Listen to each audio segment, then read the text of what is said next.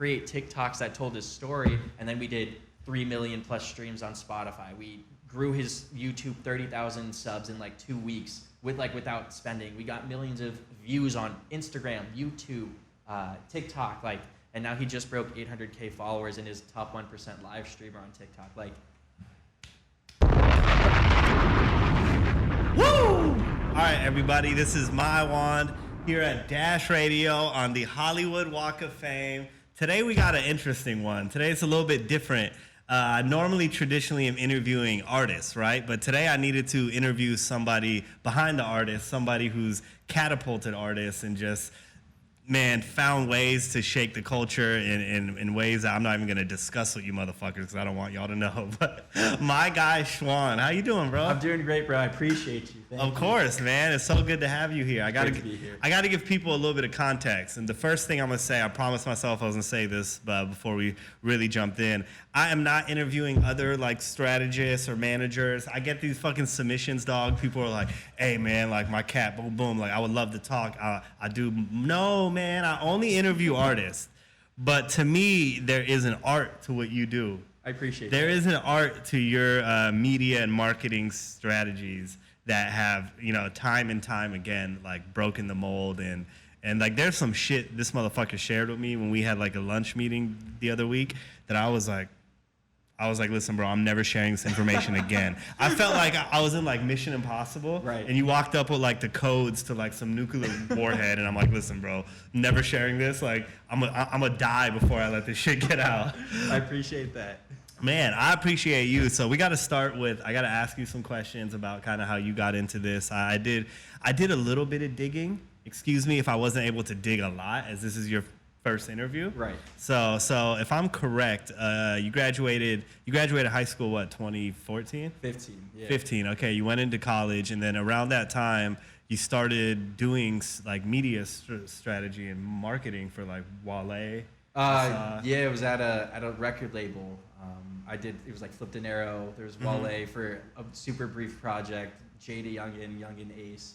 What was the label? Cinematic Music Group. So shout out to the team there. There's a lot of good people. They really do care about artists. So that really that's helped dope. me. Yeah. Cinematic Music Group. Now, was that a internship or a paid position? It was an internship. I'm from California, and I was based in New York, so I got a spot in New York. Actually in Jersey, and I was commuting over to New York, doing this little intern, trying to do my thing. You did the East Coast grind. It was tough. Yeah, it's not really the same. Tough. It's not for everybody. Absolutely. How long were you out there? I went to college there for 4 years in New York, and then I stayed there for under a year. So end of 2019, I made my way back to Orange County, California. Okay. Here we are. Okay. Now in between there, there's a little March to May, I think 2018. Yeah. So I got this from your LinkedIn. It's all public. You were in London. Yes. Right? And you had another, I want to say it was an internship, right? Or yeah, job? Yeah, if you're a student, study abroad is a great opportunity, but a lot of people don't know that you can intern abroad. So I think 9% of students study abroad, and of that, 1% get to work abroad as well. So I had an internship in London where I was working with an events company, and we hosted Fendi's FF Reloaded, this runway thing for them. Drake showed up, Big Sean showed up, we did the Adidas Derupt shoe release, and so I got to be helping set up the event and get to work it. And I was just picked for that internship. I didn't get to pick it, so I was really lucky. Yeah, that's dope. That was a good one. So those things I feel kind of formed maybe your skill set or sharpen your sword. Yeah, I would say so. Yeah. Were there any releases that are singles that we would have heard that you got to work and do something unique on? I had this small part in Flipped an Arrow's Leave Me Alone remix. I had zero to do with his blow up, right? Mm-hmm. But I think Flipped an Arrow, I saw him go from 100,000 monthly listeners on the cinematic roster to him getting signed by DJ Khaled and jumping up to 11 million monthly, right? Jesus. So that was cool, and I was asked to see if I could find someone to remix one of his songs into 8-bit, which is, I think it was Leave Me Alone at the time. So that was pretty cool, but it didn't go anywhere crazy. It was just a cool experience getting to be around the artist. I didn't really have much I think prowess now. But if I were to show up, I think now it'd be a different conversation. Thankfully. Absolutely, yeah, absolutely. But so wait, let's talk about that. You created an 8-bit form of the song. It was like, yeah, it was just some like a video game shit. Some like NESS. intern kind of task. Like, yo, can you hook us up with a video game style thing? And yeah. But that was the closest I had to something that I think was super big. Oh, okay. Yeah, Well, cool. I think what's gonna be cool is you're gonna impact the culture in a few different ways. I think you're gonna introduce fans to a lot of artists that they might have not been introduced to. If not, you're like the way you help them move. But also you're gonna like really shift the way artists create content and engage with their fans. And so I think it's so exciting to be able to kind of draw out some of your story now. Because I told this motherfucker, Forbes 30 under 30. I'm not even manifesting it. You were manifesting it. I appreciate that, bro. It's going to happen. I missed. I tried to get that shit. I remember when I was like 28 and I'm like, oh my God, there's only like 700 days left. And I'm like, oh, I'm not going to hit the Forbes thing, you know? But with you, you're what, 25, 26? Yeah, 25. Oh, yeah, this motherfucker's going to be Forbes 30 under 30. You guys heard it here first. By 2027, it's going to happen. As long as I retire mom, I'm chill. Hey, I fuck with that. Yeah. So I got to get into my gift I got for you. Traditionally, I give an artist an album. It's it's like an album from like, I have a CD collection upstairs, hundreds of them. Cool. Yeah, hundreds of them. So I'll give an artist an album that inspired them, something that I think they sound like, something I want them to listen to, whatever the case may be. Now, you're a marketing and media strategist, entrepreneur extraordinaire. So I had to give you something from my collection that's like marketing wise, right? Yo. So this is rare. This is what I call a real life NFT. None of that like, oh, I got this digital thing and there's only 1,000 of them. No, I'm gonna let you open this. There was only 5,000 of these ever made. Stop. I sell this shit on eBay actually. I went around LA and bought like 70 of them, and I still got a gang of them. If anyone wants one of these, are on eBay. You can go check my store. So this is for you. One of 5,000. Kendrick Lamar, PG Lang. Yo! Sorry, the paper got like frayed. Yo, but that's this one is of so 5,000. nice. Kendrick took over LA Times for one day a couple years back. I drove to every 7-Eleven, bought every single one. And you can sell it on eBay for like $100. So I do not sell things, man. Dude, thank you. Oh my God. That's the Kendrick. My bad. It's a little. I didn't realize it. Man. Putting it in the packaging. Thank of course. you. That's the Kendrick when he actually announced PG Lang and Baby Keem. So there's a whole cover in there with him and Baby Keem, and it was before Inside Keem. of it. Yeah, before Keem really dropped much. And before we knew, like, Keem was like really. Yeah, Wow. it was around the time Orange Soda came out, so it was before. Like now he's like Keem, Yeah, So now he's doing his thing. Yeah, that's for you to Thank keep you. because I think Thank you do so many unique, rare marketing like tactics, and this to me was one of like the more rare ones. I appreciate that Of so course, much, man. dude. I don't think I had. This is a fun fact for you. I don't think I had anyone I knew who had a shared birthday with me until Kendrick Lamar came around, and we shared birthdays, June 17th. Wow. Yeah, so thank you. That means a lot. That's Everything always. My comes one is a fucking- genius. Like this guy full needs fucking his circle. props. Like you've been giving me my flowers. Like there's a reason this happened. It's because I respect what you do for the culture and. I You'll appreciate be it, on. man. You can just own Forbes. Forget being on the list. Just like take over whatever company. No, fuck that, man. I just want to honestly get back into the. Thank you. I was an artist myself, and so for me, just being around the art, and one day I will win a Grammy one way or another, and I will tell the Grammys to fuck themselves. That's all I want to do in this industry. So, is there anything else in there? Yes. It's not supposed to be. That extra shit is not supposed to be. I don't know No, what this that is is. mine now. So we'll make sure it's not. I don't know what's It's in not there. super important. But let's talk about more of your journey. So now we got Schwann 360. Yes. Right? Am I saying it right? Schwann Yeah, my little 360? LLC thing. Yeah. Yes. So you're working. Are you managing artists? Are you just doing strategies for artists? What's behind that? I'm helping good people retire themselves and whoever they need retired. So. Jesus Christ. Can we repeat that? You're helping good people retire themselves and whoever they need to retire. Yeah, and I just work backwards from there. Jesus Christ. That's the goal. So the goal is I'm going to retire you and your family. Yes. And that's Just work backwards from there. That's day. Do you watch The Office? Yeah. Michael was like, we got a 100-day plan to save the company. Day 100, we're saved. Yes. So you're like, day 100, your family's retired. Yeah, exactly. Day 99, you're retired. Let's start day And one. we just work our way backwards into, I guess TikTok is I'm the about to move or quit, something. Dash. Y'all fucked up. I'm going to Schwann 360.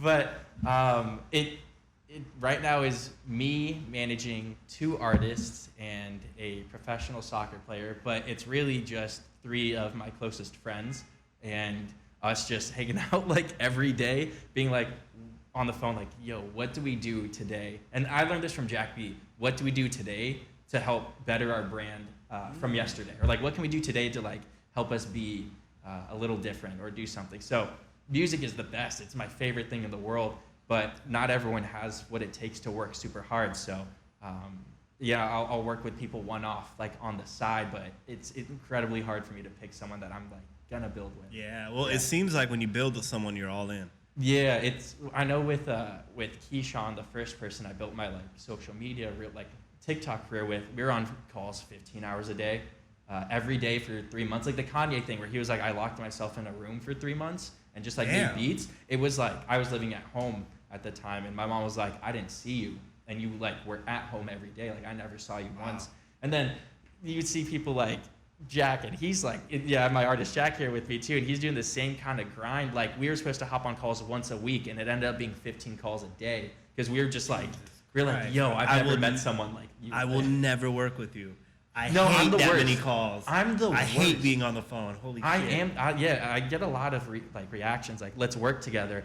But it's not easy. Like I'm not fun to work with. I'm not nice. I think I'm nice. Oh, you seem nice, bro. I bet.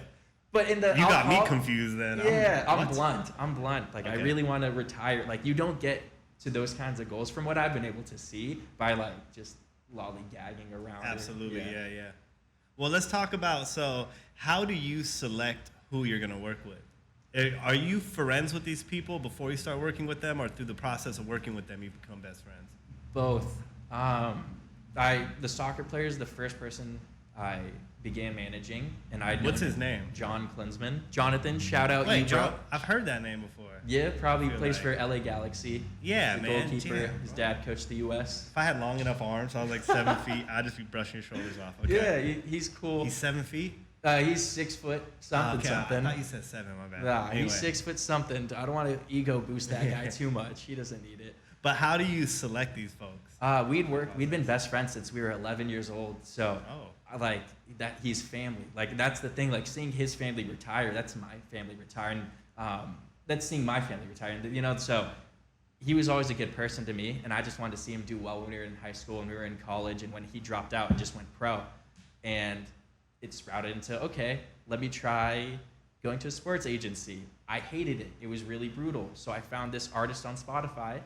He just sounded cool, underground. I hit him up, hey bro, I'm about to quit an internship. Let's just try something. And then it ended up being Keyshawn, who I've worked with for the past 3 years. And it just came down to he listened. Like, I have crazy good stats on social media, which we can talk about that later. But it's interesting how like I'll still give advice and it won't get listened to.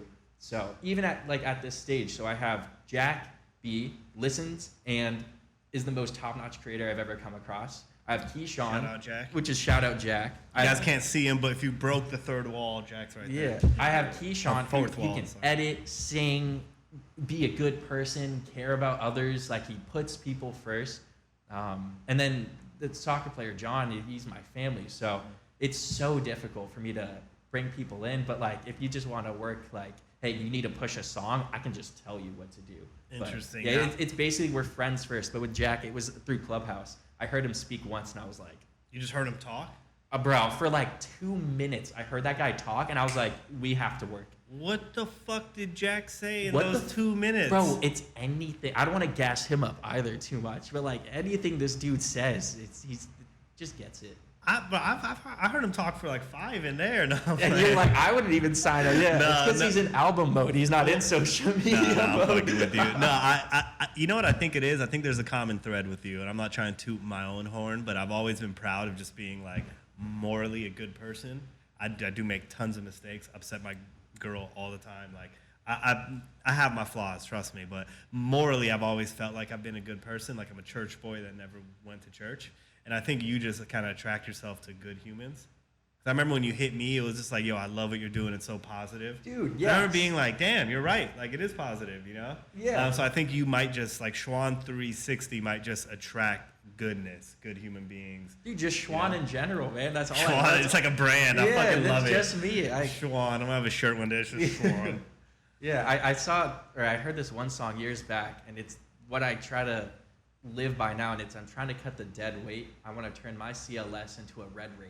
You know, like I want that nice car, and then you don't get there being with bad people. And the biggest issue I see with like people who are struggling, it's well, look who's around you. Like who's actually working. Like which of your friends is trying to retire? Then it's not a flex, but like who's trying to retire their friends and their family? Who's trying to achieve a goal that's like not I'm trying to just pay rent next month. Who's trying to achieve something that's like a 3 to 5 year thing that they're working hard towards daily? And it's not many people. No. So when you do find them, just give yourself like 3 years, and then you could fully change your friend group. I think just like over time. Yeah. That's dedication to just like to your goals. And this motherfucker's 25. I feel like I'm talking to like a 52-year-old CEO who just like left fucking Enron to like leave Samsung again to start his own shit. This motherfucker's 25. So damn, I gotta like just like registering right now. So I gotta ask you. There's a word you keep saying. We're about to get after this. I do want to get into a lot of your highlights and things that you've done. But there's a word you keep saying: retire, retirement, retire, retirement, retire. What age do you want to retire by? Now. But when you say, okay, like when I look at you, you're somebody who can't sit down and not do anything. Sure. I can't see you going to like Aruba and just living on a farm. Like even if you had the capital to buy the farm out, put away all your expenses for 90 years, if you live to be that long. What are you gonna do? Like, why do you want to retire? Why do you keep using that word? Because you're not gonna retire. I know you're gonna keep working. My ass, this guy's gonna stop working. Why do you? What's your like fascination with this concept of retiring? And I think it gives me something to work like towards, and it makes me like slack less. I don't know, but in actuality, yeah, I'm not gonna retire. Like it's mostly that my family still works, and I think that's kind of unfair with how good I'm now doing on social media. So I'm like, okay, I need to kind of reprioritize like how I approach situations and my relationships or just content in general. Yeah. But that end goal is to just build something great with my friends where like I've retired from the race. Like it's just, which I feel like I have now, but it's just focused on like, okay, where do we scale to that next level? Like and that takes time. If there's one thing I've learned, like you can know how to get a 6-pack, but it takes an effort. Like you got to build yourself to that. So. Absolutely. But yeah, you're right. I'm not gonna just retire. No fucking way. But my friends and family who are like worried about like what they might be doing in like the next year or two or the next week, like I don't want them to have that work. So I think like when you say retirement, it's more. I mean, I'm just saying. I think the way I see it is like financial freedom. Yeah. For you and for everyone around you. To be able to do whatever the fuck you want. If you want to go to Aruba for 60 days and rent out a farm, you can. That financial freedom is always. I think we all want that financial freedom. Absolutely. And I word it as retirement. It's just quicker for me. Yeah. Makes sense. Okay, so we got to get into some of your highlights. So this is going to be like the clickbait moment of this interview. Like I'm really going to clip this next part, put it at the beginning, and then be like Dash the Radio. Thumbnail with You're the gonna red see text. Dash Radio is going to explode everywhere. You won't believe this. Give me your top 3 social media highlights, numbers wise. I manage the largest TikTok live streamer in the U.S. We averaged over 100,000 comments per post this past year. 100,000 comments per post. Comments per post. Not paid for. This is organic. I don't know how to pay for stuff. You could. Jesus. If someone could tell me how much that costs, that'd be a cool flex. Like you could pay X amount of money, or you could be the biggest streamer. You could fuck with Schwann 360. All right, so so you said 100,000 comments on the biggest TikTok streamer. Is that Jack? Is that Jack? That is Jack. Motherfucker's in the room right now. I can feel the energy now. The only live stream to be bigger than us this year on TikTok is Johnny Depp's trial. So that. Who was live streaming Johnny Depp's trial? CNN and ABC. We're actually live streaming from their own account? So we get swag, CNN swag. It's ridiculous because we had like 40,000 plus viewers, but they get like 300. I mean, you can't fuck with that Amber Heard shit. I can't fuck with that. Yeah, no. you got to get Jack into some crazy relationship with some psycho girl. Shout out Amber Heard. My bad. I got homies who know her. I don't mean to, but you know what I mean. That's what we got to do. We got to get Jack into some relationship with some psycho and I keep saying that. My bad, Amber Heard. You know what I mean. Okay, so that. What else? Give me like 2 more of your like statistical flexes. Highlights. I got my first billion views as a strategist in 8 months in 2020, and I stopped counting after 3 billion views later that year. You say 8 billion? It was 1 billion, and then 1 3 billion. It was a billion in the first 8 months, and then after 3 billion, I was like, why am I counting? I just stopped counting. I was just like billions. We're just gonna say billions from now on. Wow, and this was mostly on TikTok, or we talking all around? It's every platform, and like what people have to learn is TikTok could disappear. I'll just switch to the next thing. I just figured out very early on, I think, like late 2019, that TikTok gave you the most reach for the least amount of money. And I was working with people who didn't have much money. Like Keyshawn wasn't able to afford like paying for a full team, ads, running thousands of dollars worth of promo. But we were able to create TikToks that told his story, and then we did 3 million plus streams on Spotify. We grew his YouTube 30,000 subs in like 2 weeks without spending. We got millions of views on Instagram, YouTube, TikTok, and now he just broke 800K followers and is top 1% live streamer on TikTok. But it's a testament to him. Like he disappeared for 2 years, for like a year and a half, and then came back and was like, I'm just gonna blow up. So now he's doing this thing. Hell yeah, Keyshawn, man. That's incredible, man. So I'm gonna use that. That's gonna be like how I'm gonna hook these kids to watch this whole thing. Oh, that's sick. But no, that is wow. So I gotta ask you. I personally used to manage artists. It was like the most fun I ever did was to actually be in the recording studio and like watch the process and maybe throw in some stuff. But then I hit a point where working with artists was more at my expense than my benefit. And, it was my way to keep skin in the game as far as like wanting to be in music and wanting to impact, pop culture. But at one point for me, what switched was like focusing on myself. When shout out DJ Ski gave me an opportunity, like super entry level position here at Dash, because I used to intern with him back in the day. That's so crazy to think about. Yeah, I took the entry level position and got myself here, which I still have so much. I haven't done shit yet. But my point is, focusing on myself was like the best decision I ever made. And I'm saying this to you, and I'm gonna say this to every artist I ever talk to. I will never manage artists again. Like, fuck that shit. Shout out you, Jack. But like, fuck these artists, man. Like, good for them. And I love G Perico, for example. If G Perico hit me tomorrow, like, he's my favorite artist out, and he was like, yo, I want you to quit your job and come, I'd be like, listen, man, I can't. Want to know what's crazy? Jack and I have that conversation a lot, and we initially started working. I was just a strategist.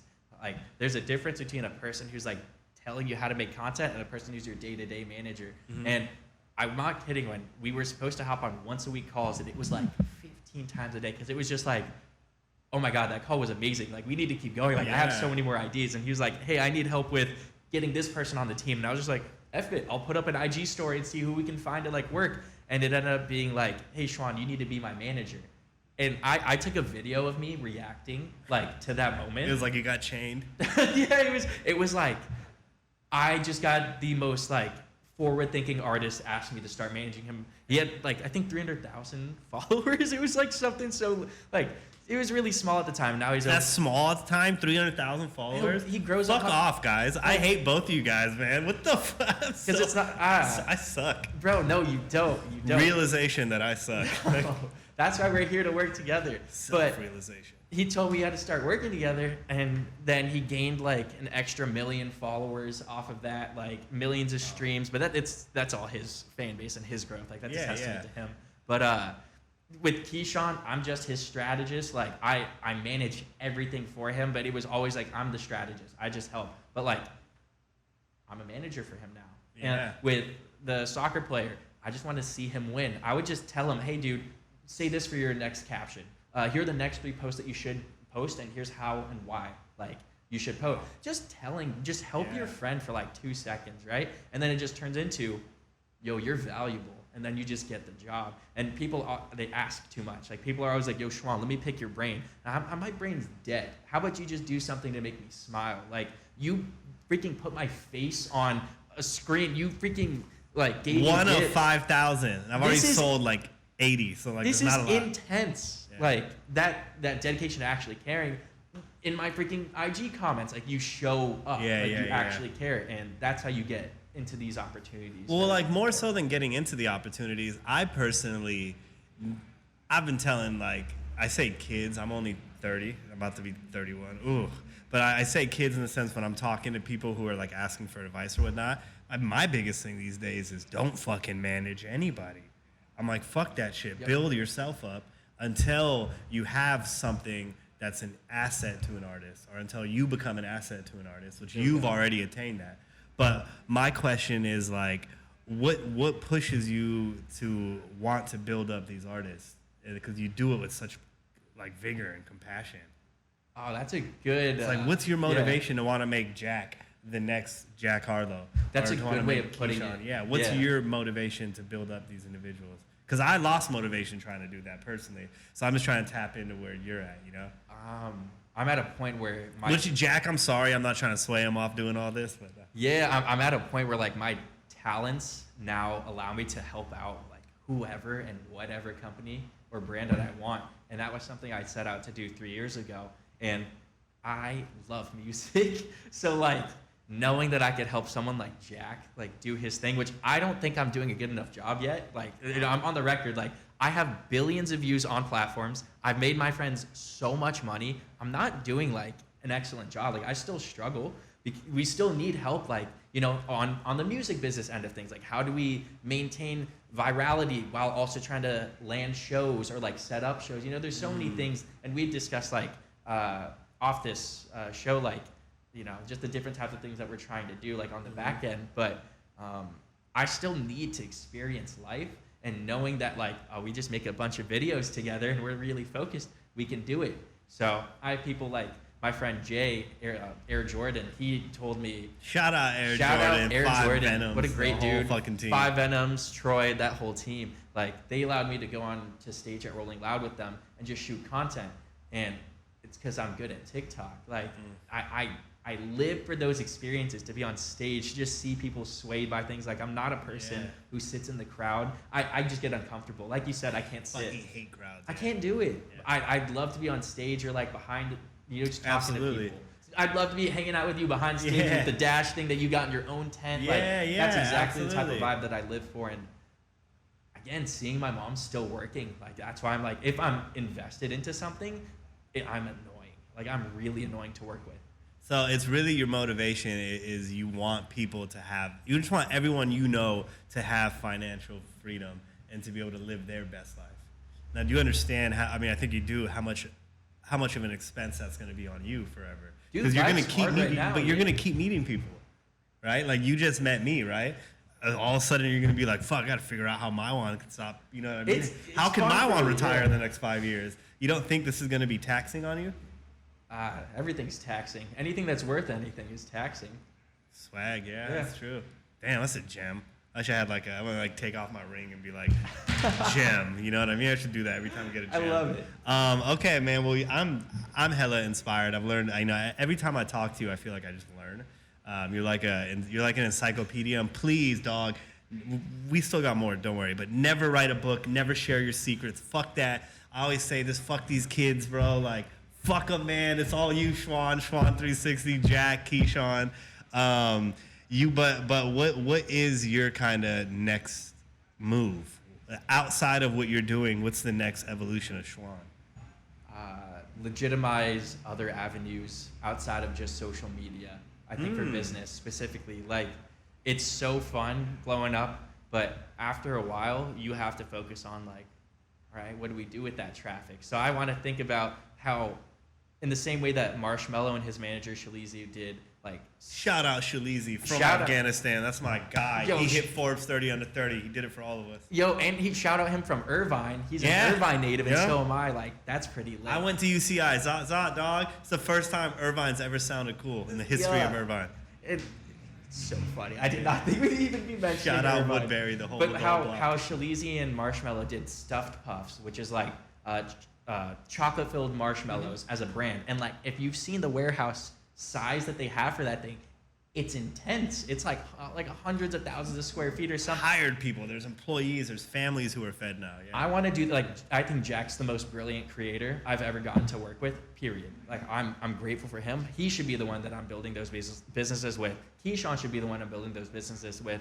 I think John Klinsman exactly is a person. He cares so much about like environmental protection, oceanic conservation. Like we're working with like a few companies to do like charitable things on the back end that like I don't think people his size, because in terms of like where he is in his career, they're not really focused on that. They're like, just I don't know, maybe they're just hyped that they're pro or they're doing their thing, but like we all want to create something like bigger than media, and that's you want to step outside of social media, more connect something more tangible, I guess. Like an actual product. I've always wanted to be able to just step into a room and know I can impact. And now, like you said, it should be with our own entities. Because like I can help any brand, but why not help our own? Why not it be that like, I don't want to say under like the Schwann umbrella, but like the Jack B umbrella, the John umbrella, the Keyshawn one. And we're all friends. We all work with each other. There's going to be symbiotic like energy just between what we do. So that's, I think that's my goal. I don't know. We should talk about that on the car ride or something. We Still need to even more. I love that. Yeah, man. It sounds like you are. What time do you wake up in the morning on an average day? I'm just curious. Really curious what time you wake up on an average day. 3 or 4 a.m. Yeah. Fuck me. So by the time I wake up, you have been fully operating for like 4 hours. I get up at 7. Yo, wanna know it's a good, I don't want to say it's a gem, but there's this guy, Alex Hermosi, who's like a Gary Vee kind of guy, but he has portfolio companies and he just talks about how he got to making like 100 million a year or something. And he talks about like having a few hours a day where it's just you, right? Like no communication with anybody. You just get your stuff done because there's no excuse at that point. So he wakes up, I think, early. But for me, I can't stay up late anymore. Like I go to bed at like 8:30, 9. I don't care. Well, you wake up at 3. I don't care. You just operate. We have the same schedule. Yours is just my grandma and I have the same freaking sleep schedule at this point. So you wake up at 3 like consistently. Yeah, I'd say like 4. If it's like 3 is like what I shoot for, but it's like 4, maybe 5. Like this motherfucker's on a Kobe Bryant schedule for social media. It's fun, yeah. And I can show you my screen time on my phone. It's always on. Like I think on Sundays it shows you the average, and my average this past week was like 16 hours a day that my phone is on. Jesus, man. See, I had a feeling you wake up dumbass early. I like that you asked that. I haven't been asked that. I didn't think you wake up at vampire time. It's the best time. Are you good in sunlight? Don't hit me up, you East Coasters. I don't want East Coasters hitting me up like, oh, I know Schwann's awake. It's 6 a.m. on the East Coast. I bet. Don't do it. I will not. East Coasters, I actually attest this. Stop hitting me up 10 a.m. your time. I have a rule. No one's fucking allowed to hit my line unless it's an emergency until 10 a.m. I don't give a fuck. Alex Hermosi says noon. He doesn't do any work with other people until noon. So he'll be from 8 a.m. I think till noon, 4 hours his time. I love that. I want that. You know what Stephen King does? No. I heard about this. It might not be true.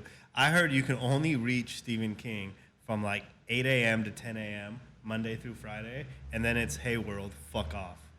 He's unreachable outside of this 2-hour window. See, that's the freedom I want. I love that. Yeah, I love that. Okay, man. Well, you were gonna inspire a lot of people. You're gonna do wonders. I want to ask you about this truck I saw you driving around. Oh, I goodness. want to say it was with Jack, right? That was, yeah. You guys had a truck with like digital LEDs as big as this fucking wall, if not bigger. That people were like, what the fuck was happening? People were commenting. Yeah. Like, what was happening? Can you please elaborate what this was? For context, we rented a truck, like a U-Haul, and on every side was a billboard that was LED. So we live streamed on TikTok and did some little magic stuff where if you commented on our latest post and joined our live stream, your comment would appear on the side of our truck. So Jack was standing in front of the truck talking about people's comments, telling people how everything works. He had some of his friends show up that were other creators and like Keyshawn, and then he drove the truck around LA, and we've done it like 4 times. Do you have like a system set up to filter these comments? You always need to. Yeah, and that was a rough part trying to figure out. And even with the system, people are too smart. There's one thing you got to know: the internet is a very tricky place. So. Yeah, because you can use special characters to spell out words that are hella offensive. Yeah, and we learned, I'll say, new ways. We learned quick. There were a lot more ways to spell words, and we didn't know. No, like hate spreads a lot faster than love. Yeah. Gandhi spoke about this. I was a philosophy major, and my favorite thing I learned was Gandhi's theory on the train. He didn't want the train to go through India because he said bad things move a lot quicker than good things.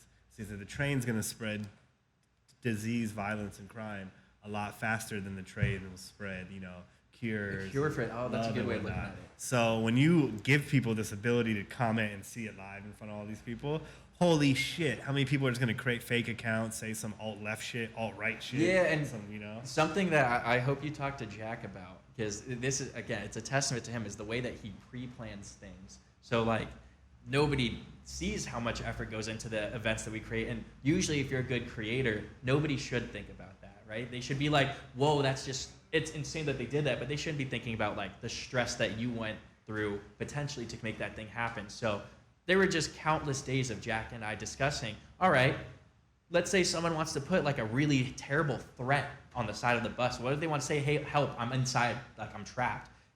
That's a real thing that could happen. So we had to think about, how do we filter comments? How do we do X, Y, and Z? And it's really bad because some people will like copy what we do, that happens in media when you're really doing something great. For sure. People look at it and they adapt it, or they just rip what you do. You shouldn't feel bad about it. You will feel bad, but you shouldn't. You should feel good about it. Yeah, exactly. You're gonna feel like trash. I'm not gonna lie. Like I say, like, you should feel good. I felt angry, but when I saw other people do it, there was no filter, and I was like, I could just write whatever I want. How do you guys filter? If you don't mind me asking, I do a lot of live streaming. I work on OBS every week. There's keywords that you can set like within live streams on certain platforms. I can't say for every platform. I'm not an expert. Like if this word comes up. Yeah, and especially like with IG comments, I think is the easiest example we can all relate to. Like sometimes if you're scrolling through comments, it'll say view hidden comments, or like if you type in a word and you click enter, the comment just doesn't appear, or it appears for you. It doesn't. I'll get flagged. It'll be like this is bullying or something. Yeah. So with TikTok, we would just come up with, all right, here's our list of every bad word we could think of, and we'll download list or something, and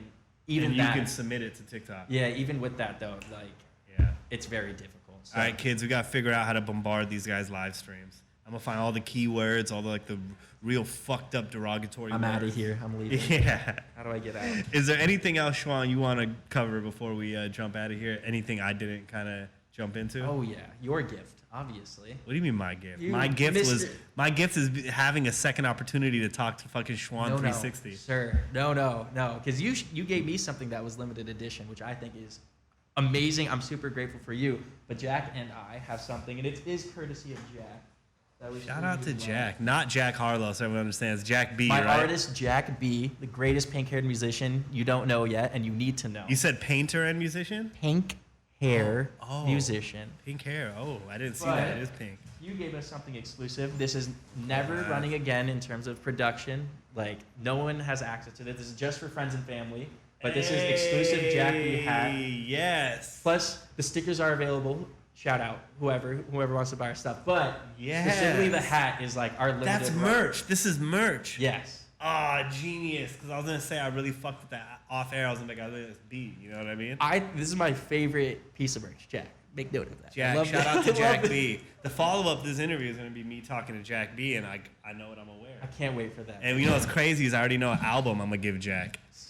I'm not even gonna bring it up right now. You just did. We're gonna be cooking in the car trying to. I have the CD upstairs. I can't wait to give it to him. Yo, let's go. Wow, thank you so much. Thank you. Yeah. I look forward to following your journey. Appreciate you. So a piece of advice I have for young individuals or anybody, it doesn't matter fucking age, color, creed, whatever, that want to be in entertainment, is I picked this up really early. We tend to follow the Wiz Khalifas, the Currencies, the Jack Harlows, the Drakes, and try to emulate what these people are doing or connect with these people.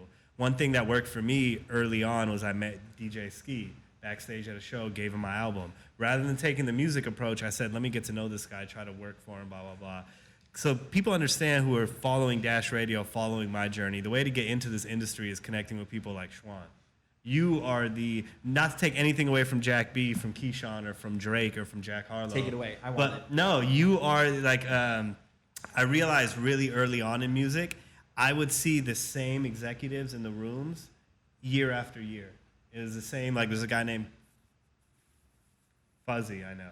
And Fuzzy, when he introduced me to his artist, Jason Cash, I knew Jason Cash was going to blow up because I trusted Fuzzy that much. And Jason Cash is a fucking beast. When I heard him spit, I was like, Jesus Christ. But with you, I want to put this out there. You are the kind of cat that young people need to kind of connect with, emulate towards. Like, stop leaving comments on Drake's posts. He doesn't give a fuck. I go out of my way to comment on this dude's post because I want to engage with you. And now that's exactly how this happened, too. So that's my advice to kids. I hope if anyone gets anything out of this, it's connect with the Schwanns, follow your journey, because I can't wait to see what your next move is. I'm gonna see it. I'm gonna emulate the shit out of it, dog. I'm gonna bite your swag. I told him. I love that. I'm gonna, because that's how you know you're doing something good. It's like when you see DeMar DeRozan do a Kobe move. Exactly. It's just he's Bite my swag, just put me on, bro. That's all I care about, man. Like, it's symbiotic. I love it. Absolutely, man. Shwan Ahmed, is how I say it? Is that Middle Eastern? Yeah, Iraqi. Shout out my Middle Eastern gang. You're Iraqi? Yeah, my whole family's from Baghdad. I'm from Afghanistan, dog. My family's from Kabul. Let's go. We are literally from the two most attacked cities in the past like 20 years. Yeah, I haven't been home. That's wow, yeah, I'm never going back. My girl wants to go take me to Afghanistan. I'm never going there, motherfucker. Yeah, my family told me I have to be careful. Shout out to my Afghans, but I'm never going back. Do you speak Arabic? I should. I don't. I was going to say, wa alaikum assalam, man. Shukran. Right. Do they speak Arabic? They do, Arabic and Kurdish. So I know Habbik, I love you, and I think that's the one thing I should know. Okay, there we go. I fuck with that. Habbik. Yeah. Anyway, Schwann, thank you so much. This is Dash Radio. We take pride in, we did Billie Eilish's first radio interview, Cardi B's first radio interview, Post Malone's first radio interview. And now Schwann's first radio interview. You caught it before me. Thank you so much, man. Schwann 360. Everybody, stay tuned. We're gonna come back around soon with motherfucking Jack B, and Let's then go. Keyshawn will be right after. Let's get it. Boom. Hell yeah. Dude, thank you. Of course. So sorry if it went over a little bit. I just never be sorry for spending time with us. No, this is grateful great, for you, bro. Understand, like, and you like how I didn't jump into going live on TikTok. I'm not giving these kids any of that shit. Don't even put this content out, man. Fuck these kids. Fuck them Fuck kids. them, man. That was great, bro. Bro, is that Schwann? Is that the world famous Schwann? I think it's him. I think it's him. I got